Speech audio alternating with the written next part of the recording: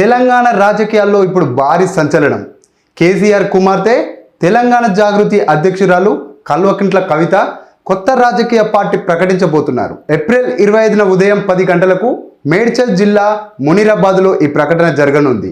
ఈ వీడియో పూర్తి డీటెయిల్స్, కవిత ఏమన్నారు, ఈ పార్టీ తెలంగాణకి ఏమిస్తుంది అని చూద్దాం. లైక్ చేసి షేర్ చేయండి. కవిత గత కొన్ని నెలలుగా తెలంగాణ జాగృతి ద్వారా యువత, మహిళలు, రైతుల సమస్యలపై గళమెత్తుతున్నారు. బీఆర్ఎస్ నుంచి వైదొలిగిన తర్వాత ఆమె సొంత బాట పట్టాలని నిర్ణయించుకున్నారు. ఈరోజు కవిత చేసిన కీలక ప్రకటన ఏమిటంటే, ఏప్రిల్ 25న ఉదయం 10 గంటలకు మునిరాబాద్లోని అద్వయ కన్వెన్షన్లో కొత్త పార్టీని అధికారికంగా లాంచ్ చేస్తామని చెప్పారు. అదే రోజు పార్టీ పేరు, జెండా, గుర్తు కూడా ప్రకటించనున్నారు. కవిత ఏమన్నారంటే, ఇన్నాళ్ళు మగవాళ్ళు స్థాపించిన పార్టీలు చూశారు, ఇప్పుడు తెలంగాణ ఆడబిడ్డగా నేను పార్టీ పెడితే ఎలా ఉంటుందో మీరే చూడండి. యువతకు, మహిళలకు ఈ పార్టీలో ముఖ్య స్థానం ఉంటుందని స్పష్టం చేశారు.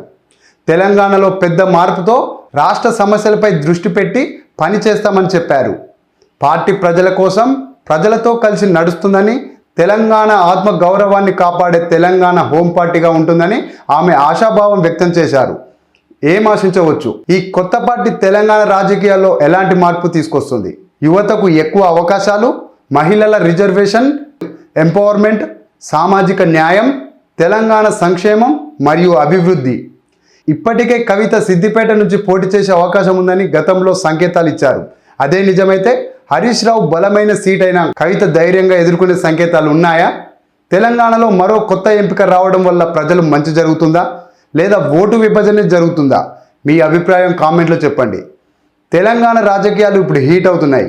కవిత కొత్త పార్టీ యువత, మహిళలు, సామాన్యుల గళంగా మారుతుందా? ఏప్రిల్ 25న ఏం జరుగుతుందో చూడాల్సిందే. ఈ వీడియో మీకు నచ్చితే లైక్ చేయండి, కామెంట్లో మీ అభిప్రాయం రాయండి.